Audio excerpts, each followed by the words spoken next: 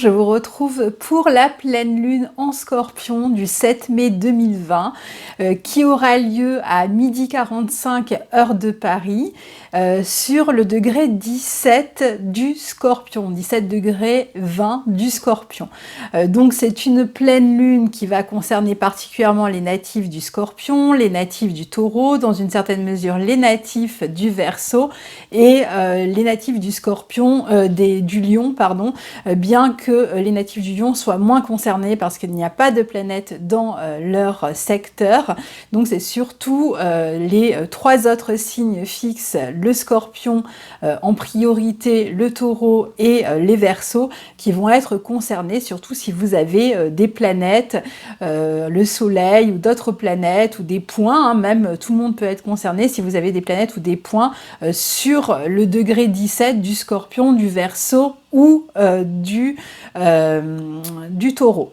Alors, donc, cette pleine lune en Scorpion, eh bien, comme toutes les pleines lunes, comme vous le savez, c'est un moment de culmination, c'est-à-dire qu'on a une lunaison qui démarre avec la nouvelle lune, donc c'était la dernière nouvelle lune dans le signe du Taureau, et puis on arrive à la moitié du cycle ici, et on a cette lune en Scorpion qui se retrouve face au Soleil, du coup, hein, et qui reçoit en pleine lumière le soleil, enfin en pleine face si vous voulez la lumière du soleil, et qui va donc être éclairée par le soleil, ce qui va permettre soit à une problématique ou à une situation, etc., qui a démarré lors de cette nouvelle lune en Taureau, eh bien d'arriver à cette période de culmination ou d'être peut-être éclairé, de voir les choses différemment, disons avec une nouvelle perspective, parce que de manière plus claire, à partir de cette pleine lune. Alors ici, la pleine lune en Scorpion se déroule à un moment où les nœuds lunaires ont changé de signe. Donc le nœud nord est entré dans le signe des Gémeaux et le nœud sud est entré dans le signe des Sagittaires. Donc j'ai fait une vidéo sur ce transit des nœuds nord du nœud nord en Gémeaux et du nœud sud en Sagittaire. Donc vous pouvez vous référer à cette vidéo. Je la mettrai sur la fin de la vidéo sur l'écran directement cliquable. Donc comme ça vous pourrez la réécouter, même si j'en dirai deux mots, mais très rapidement pour éviter trop de longueur dans cette vidéo de pleine lune. Et en plus, dans la vidéo que j'ai déjà faite, vous trouverez vraiment des précisions sur le passage en maison. Donc comme ça, vous pouvez vous référer à votre thème, regarder dans quelle maison le nœud nord va passer et le nœud sud, et avoir plus d'indications, hein, peut-être. Alors, ici donc, on a les nœuds lunaires qui ont changé de signe, donc on va arriver bientôt, puisqu'ils sont maintenant, le nœud nord est en Gémeaux, et bien pendant la période des Gémeaux, et on va avoir forcément les éclipses qui vont démarrer, donc très bientôt, hein. Là, cette pleine lune, c'est donc, je vous disais, la pleine lune, période d'éclaircissement, d'apogée. On est sur l'axe Taureau-Scorpion, un axe extrêmement matérialiste, où la matière du Taureau est amenée à une forme de transformation, d'alchimie dans le signe du Scorpion. Donc, on est sur encore, de toute façon, ces questions matérielles que l'on avait déjà relevées avec la nouvelle lune en Taureau et qui vont être mises en lumière davantage à partir de cette période. Le signe du Scorpion, c'est un signe qui est lié à la sexualité, qui est lié à la sensualité, qui est lié aux grosses transformations, qui est lié à l'inconscient aussi, qui est lié à l'aspect matériel, mais alors particulièrement l'aspect matériel, surtout quand il est relié à des questions difficiles, donc les dettes par exemple, les héritages, les moments où on doit régler ses impôts, enfin ce genre de choses, les charges, etc. Donc l'argent que l'on doit ou l'argent que l'on reçoit éventuellement par des aides sociales, par des héritages, pas directement issus de notre travail. Donc ces questions-là pourraient être éclairées pendant cette période-là. Alors la Lune est en Scorpion, elle est en chute dans ce signe, donc elle est beaucoup plus stratège.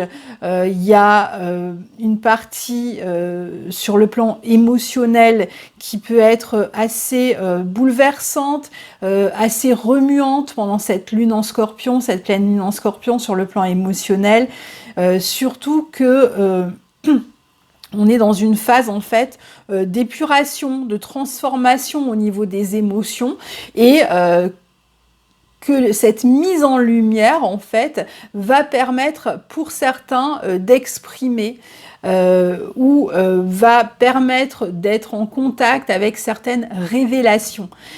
Ici, on est dans une période où tout ce qui a été enfoui, tout ce qui a été caché, tout ce qui a été tu, tout ce qui a été gardé pour soi et qui peut être douloureux, qui peut avoir une relation avec une blessure, même une blessure du passé, a besoin tout à coup de s'exprimer. On a le Soleil et Mercure qui sont en face. Mercure, c'est l'expression. Soleil vient apporter un éclairage sur ses émotions. Donc, on va avoir plus de clarté par rapport à un ressenti, par rapport à une douleur, par rapport à une blessure qui va avoir besoin de s'exprimer.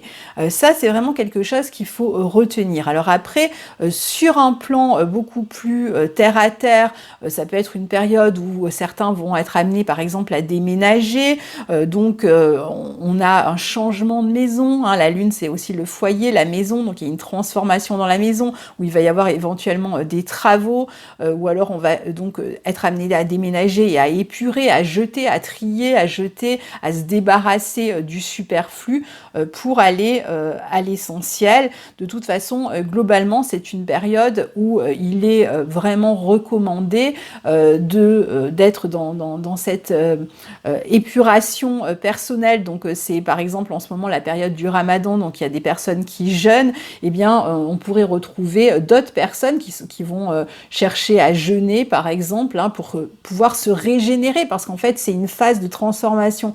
Donc on va se préparer à quelque chose de neuf, et pour pouvoir aller vers cette nouveauté, eh bien il va falloir se débarrasser du superflu, des toxines, de tout ce qui est négatif et qui nous empoisonne, qu'il s'agisse de nos souvenirs, de la psyché, de quelque chose de douloureux que l'on a gardé, ou qu'il s'agisse vraiment à proprement parler du corps, des toxines, etc.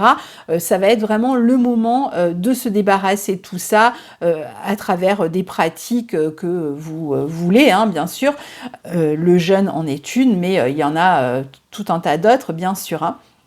Donc on va se débarrasser en tout cas ici du superflu. Donc cette lune en Scorpion, c'est une lune d'introspection. C'est une lune qui, alors cette introspection, elle peut se faire seule, elle peut se faire grâce à un thérapeute. Il y a une idée ici de descente en soi, vraiment extrêmement profonde, hein, dans le signe du Scorpion, pour pouvoir aller chercher une forme de vérité, d'une part, qui a besoin, encore une fois, je vous le dis, de s'exprimer, et pour aller aussi rechercher une forme de pouvoir, d'où ce besoin de se régénérer pour retrouver du pouvoir sur soi, bien sûr, hein, pas sur l'autre, et pour pouvoir aborder la saison qui suit, c'est-à-dire les jours qui suivent, les mois qui suivent. Donc c'est une période où on risque d'être pendant un petit moment dans une forme d'introspection, où la sensibilité du coup peut être est moins ménagée, si vous voulez. Elle va faire parfois remonter des secrets chez certains, enfin, ou des choses qui sont tues et que l'on va recevoir et qui vont être reçues donc comme des secrets, des révélations, comme je vous disais. Puis pour certains, ça va être avec soi-même, ça va être des révélations à soi, des prises de conscience qui peuvent se faire, des illuminations qui peuvent se produire pendant cette période. Donc c'est une période extrêmement forte, hein, intense. On est dans ce signe du Scorpion qui est un signe quand même extrême et intense. Donc évidemment, ça va brasser au niveau émotionnel ici, hein. Alors, n'oublions pas, comme je vous l'ai dit, que le Soleil et Mercure en face, donc le Soleil particulièrement va aider à éclairer et que Mercure va aider à dire, à révéler. Alors évidemment, ces révélations, ces secrets que l'on peut découvrir parce que quelqu'un va nous faire une révélation ou ces révélations à soi que l'on va avoir besoin d'exprimer, ça peut être à un niveau personnel, mais après il peut y avoir à un niveau collectif ce type de période où on va apprendre des choses qui ont été cachées jusqu'à présent, qui vont nous être révélées. On pourrait même soi-même avoir envie de mener son enquête et d'aller trouver des informations qui étaient tues jusque-là. On est en tout cas dans une période où on a besoin d'aller finalement vers plus de lumière, vers plus de vérité, d'authenticité et de sincérité, puisque le Soleil qui se trouve dans le signe du Taureau conjoint à Mercure forme aussi un trigone à Jupiter et à Pluton. Donc il y a vraiment une forme de côté de pression presque intérieure ou un côté extrêmement impérieux qui réclame cette vérité. Il y a une volonté de savoir de quoi on doit en découdre, d'en découdre en fait avec les mensonges et d'aller comprendre ce qui se passe. Donc comme je vous dis, c'est un niveau personnel, donc ça peut être du coup extrêmement douloureux si c'est un niveau personnel parce que ça va brasser, que voilà, avoir comme ça des choses qui remontent et qu'on a besoin d'exprimer, qu'on n'a jamais pu dire, ben, c'est toujours bouleversant. Et puis ça peut être à un niveau collectif, et là ça peut frapper, faire mal, parce qu'on apprend que voilà, on avait, on nous mentait. Bon, en même temps, je suis pas en train de vous faire une révélation incroyable ici, on le sait très bien, mais disons que là ça va être beaucoup plus clair et qu'on peut apprendre encore de nouvelles choses pendant cette période. Donc il y a quoi qu'il en soit, avec ce trigone à Jupiter et à Pluton, du Soleil et de Mercure, cette volonté d'aller vers plus de vérité, c'est vraiment une nécessité qui va s'affirmer pendant cette période-là. Donc c'est une période remuante, hein, comme je vous disais, sur le plan émotionnel. En plus, donc on est dans une pleine lune qui est dans le signe du Scorpion. Les maîtres du Scorpion, c'est Mars, qui se trouve en Verseau au carré de cette pleine lune, au carré du Soleil, Mercure et au carré de la Lune. Donc on a aussi Pluton, hein, qui, je vous le disais à l'instant, est en Capricorne conjoint à Jupiter, mais j'y reviendrai encore tout à l'heure. Donc ici, Mars, qui est l'un des maîtres de cette pleine lune, est dans le signe du Verseau. On a cette volonté d'agir plus librement, de manière plus indépendante, de manière plus autonome. Il y a une action beaucoup plus électrique, beaucoup plus rapide. Ici, il y a une forme de compulsion même dans l'action, je dirais, ça va très vite. Et le fait qu'elle soit carrée à la Lune et carrée au Soleil, ça peut donner justement des révélations, des vérités qui sortent vraiment, alors peut-être par les médias, si c'est au niveau collectif, et puis si c'est au niveau personnel, on va apprendre ça par un mail, un coup de téléphone, par les réseaux sociaux, etc.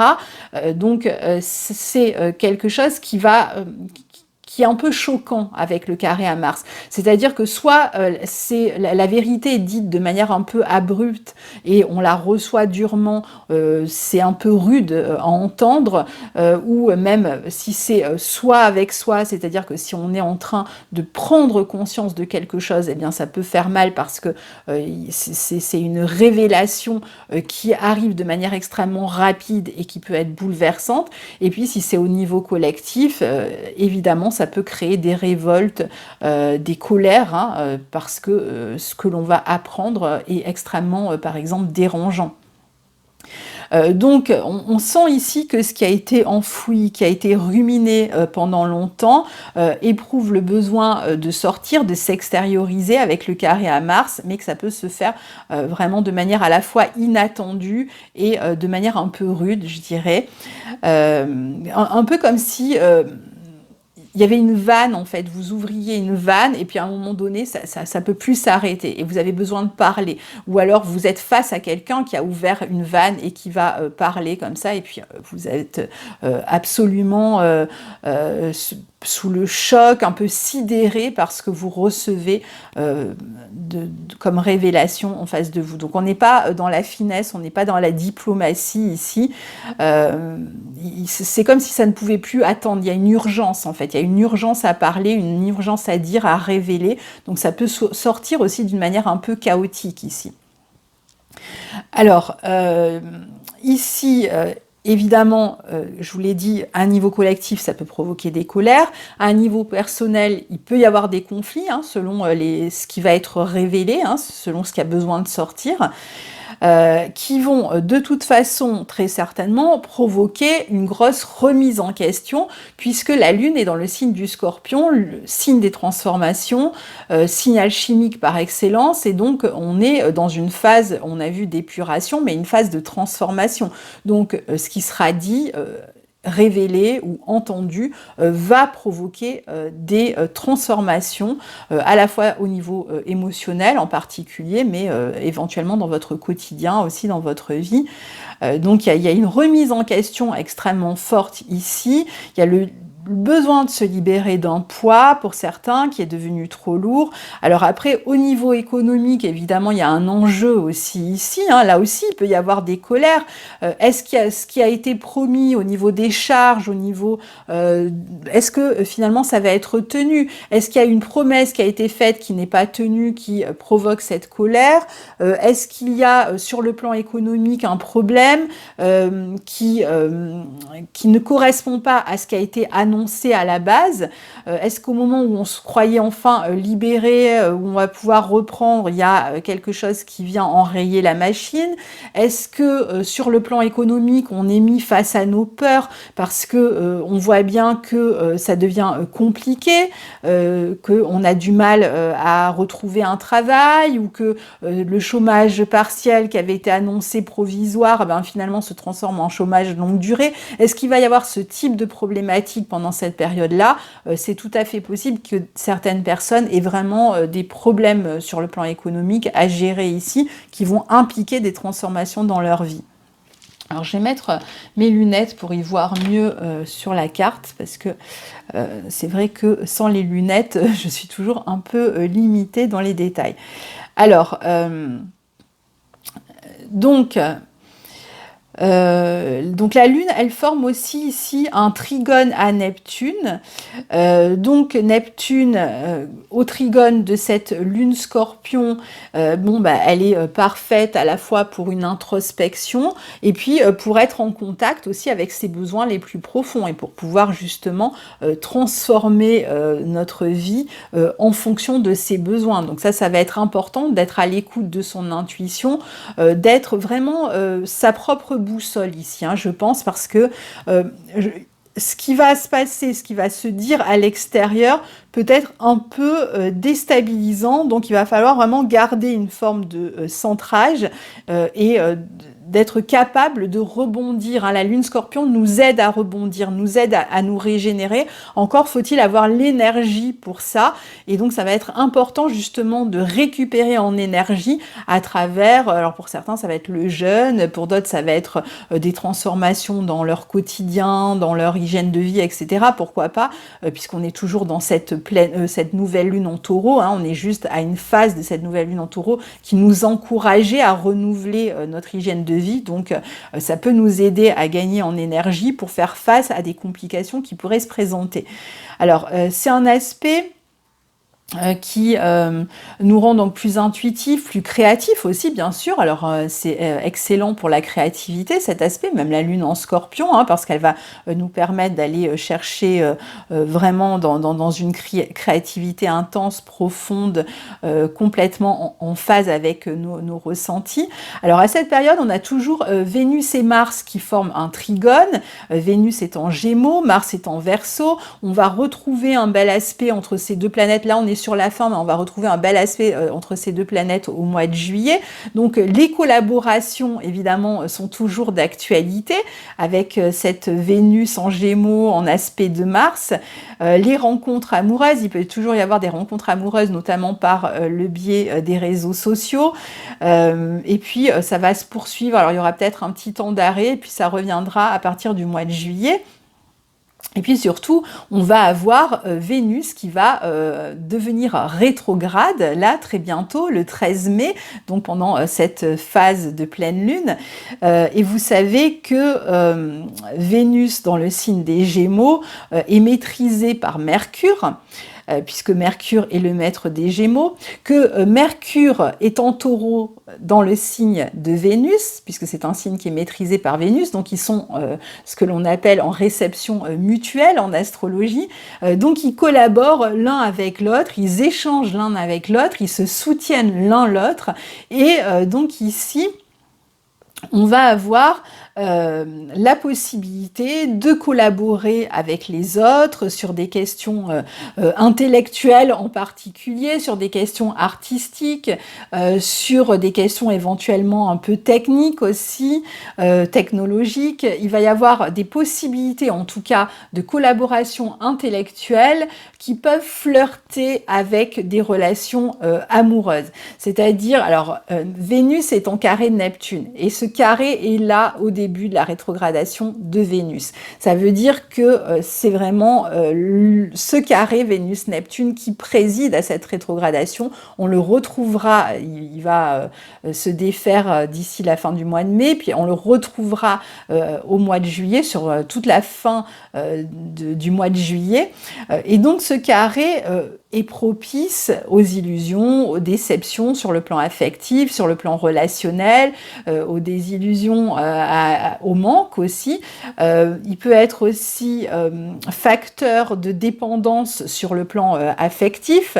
Donc il va falloir faire attention parce qu'ici il y a des relations qui se nouent et donc qui peuvent être basées sur des dépendances, mais il peut être aussi facteur d'idéalisation, de sublimation. Donc si on est dans des collaborations avec une autre personne, on peut avoir tendance ici à sublimer la personne et éventuellement à tomber amoureuse, amoureux de la personne avec laquelle on collabore et éventuellement même à se faire un film. Donc on peut être en pleine chimère ici. Donc il faudra faire attention avec ce carré à Neptune à ce potentiel d'idéalisation qui pourrait faire que des collaborations finalement tournent en relation amoureuse mais pas forcément extrêmement fiables ou qui pourraient s'avérer décevantes ou qui pourraient s'avérer n'être que des illusions. Enfin, c'est un aspect qui n'est pas non plus extrêmement violent, qui est extrêmement doux. Donc même quand on est bercé d'illusions, on y croit, on est heureux.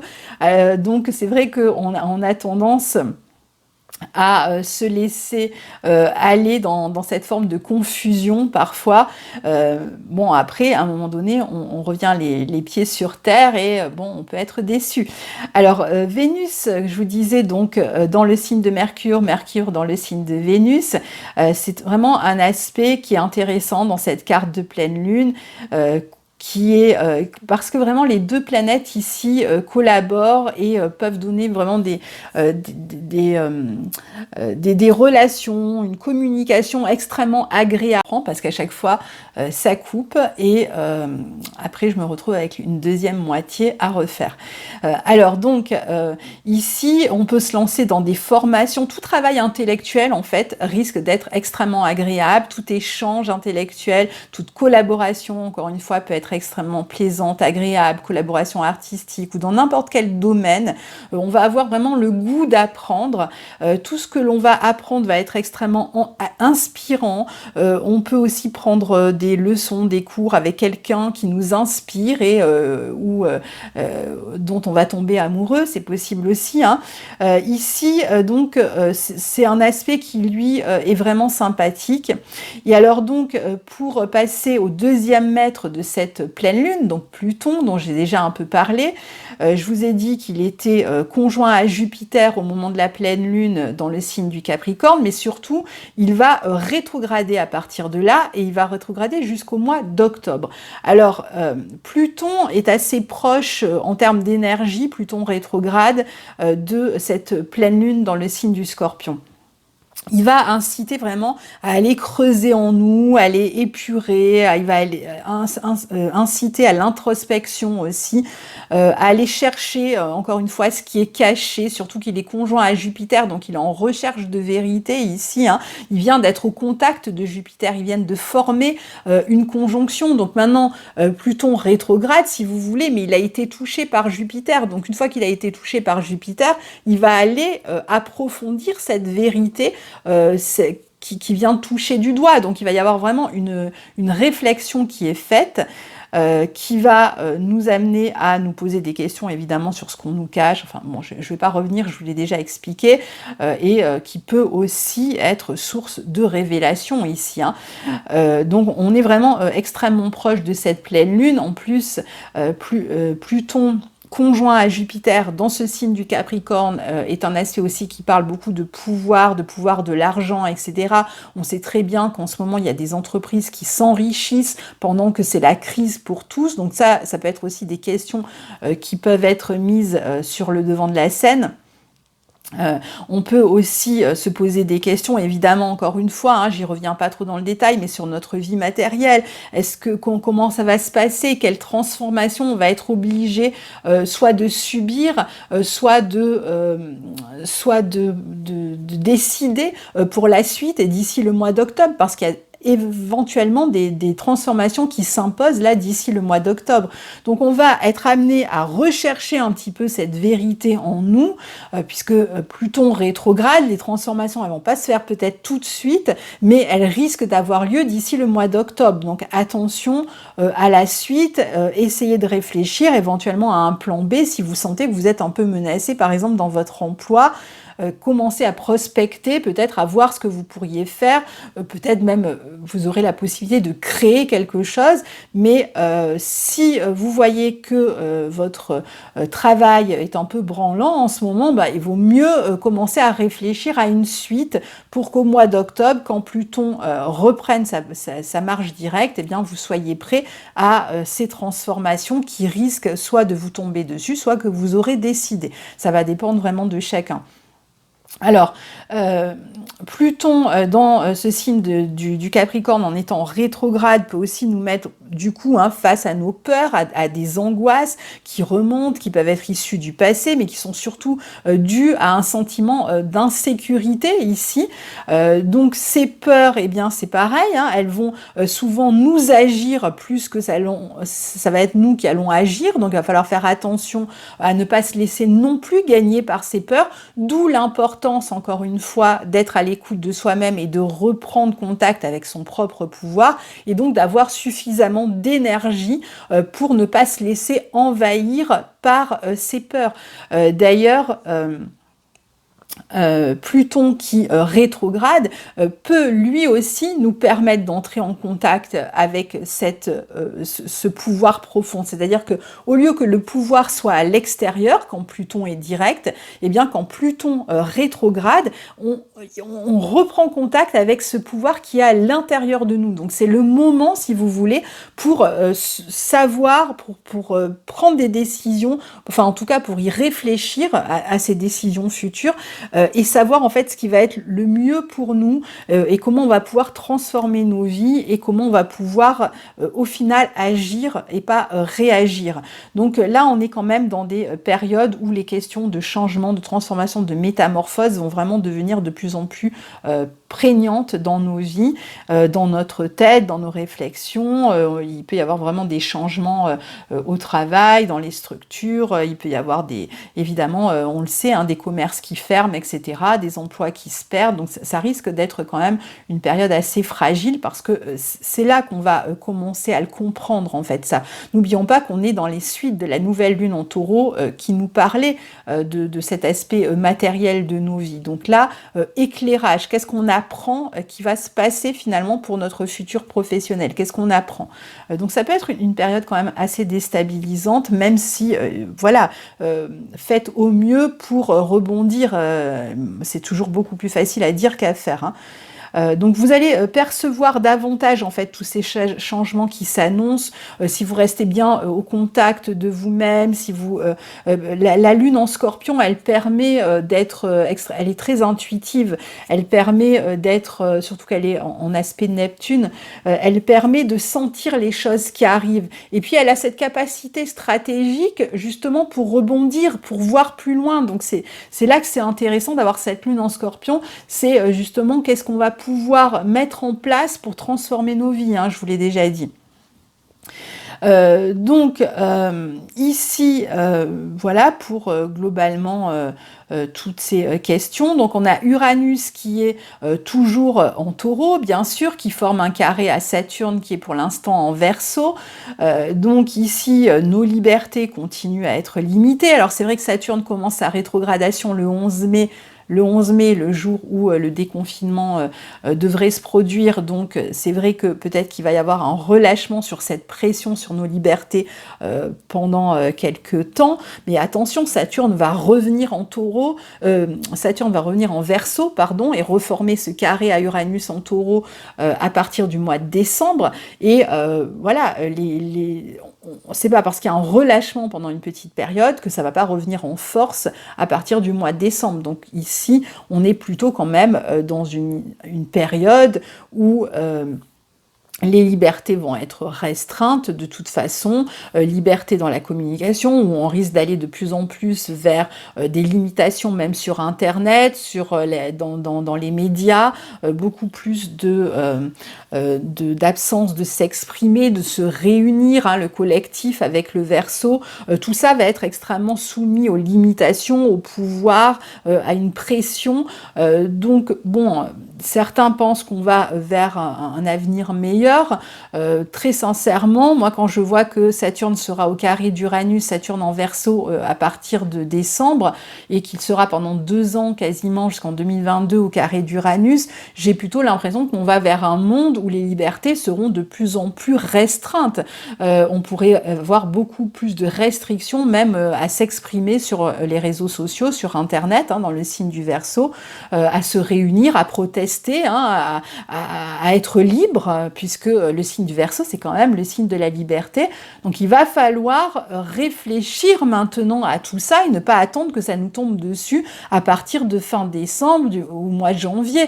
Il va falloir vraiment réfléchir à tout ça et essayer de comprendre ce qui se passe, parce qu'il y a beaucoup de gens qui comprennent vaguement, qui en parlent, mais qui ne vont pas au fond de la question, qui pensent que voilà, déconfinement égale retour à la normale, et en fait il ne s'est rien passé. Si, il s'est passé quelque chose, il y a des lois qui ont été votées pendant l'état d'urgence sanitaire, qui sont certainement là pour durer, hein, qui sont soi-disant éphémères, mais qui risquent de durer, puisqu'on retrouve ce carré Saturne-Uranus à partir de la fin de l'année. Donc il va falloir se montrer extrêmement méfiant quant à tout ce qui est voté dans l'ombre, secret, hein, le Scorpion, tout ce qui est caché, et qui risque, sous couvert de notre santé, etc., d'être en fait une forme de grosse manipulation de nos libertés, et sur du très long terme, même bien en dehors de cette question de virus, hein. Donc attention à ne pas se laisser gagner par ces peurs,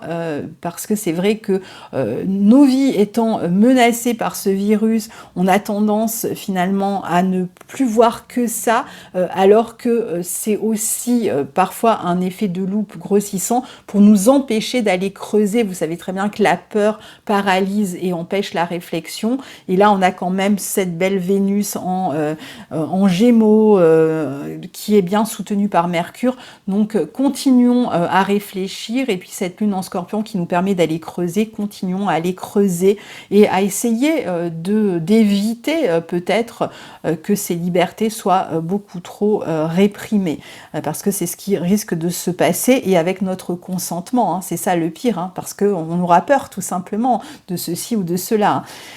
Donc pour terminer, un petit mot sur le nœud nord qui est entré en Gémeaux, hein, bien que j'ai déjà consacré toute une vidéo, donc je vais vraiment vous en dire juste quelques mots. Donc le nœud nord qui passe dans le signe de Gémeaux, on est dans un signe assez léger, un signe intellectuel, d'échange, de communication, de petits déplacements, de relations avec, bon, bah, c'est le moment peut-être d'être plus en relation avec les commerçants, les commerces de proximité, c'est le moment d'aller se promener autour de chez soi, on n'a pas le choix, hein.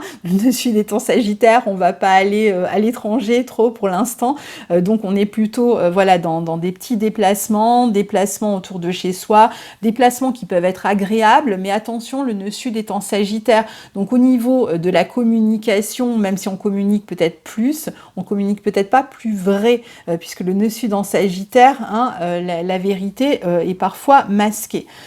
Donc ici, il va être important, si on veut bien utiliser ce nœud sud en Sagittaire, de développer une forme de sagesse, une forme de compréhension aussi de ce qui se passe, peut-être en allant voir du côté des vieux sages, des vieux philosophes. C'est le moment d'aller relire Platon, d'aller relire Socrate à travers Platon, ou d'aller relire qui vous voulez, hein, mais qui vous aide peut-être à réfléchir, à penser, de manière à ne pas se laisser berner, hein, parce que c'est quand même le problème, c'est qu'ici, beaucoup de brouhaha dans le Gémeaux, beaucoup de paroles dans tous les sens qui nous embrouillent, qui rendent la situation confuse et qui nous empêchent de penser juste, de penser vrai, et donc il va falloir faire attention. Pour le reste, évidemment, j'ai développé ces questions du nœud nord en Gémeaux et du nœud sud en Sagittaire, donc n'hésitez pas à aller voir la vidéo, elle fait plus d'1 heure, donc je ne vais pas reprendre tout ça maintenant, bien sûr, hein. Voilà, donc eh bien, je vous souhaite une très bonne pleine lune en Scorpion et je vous retrouve pour la prochaine nouvelle lune en Gémeaux. À bientôt, au revoir.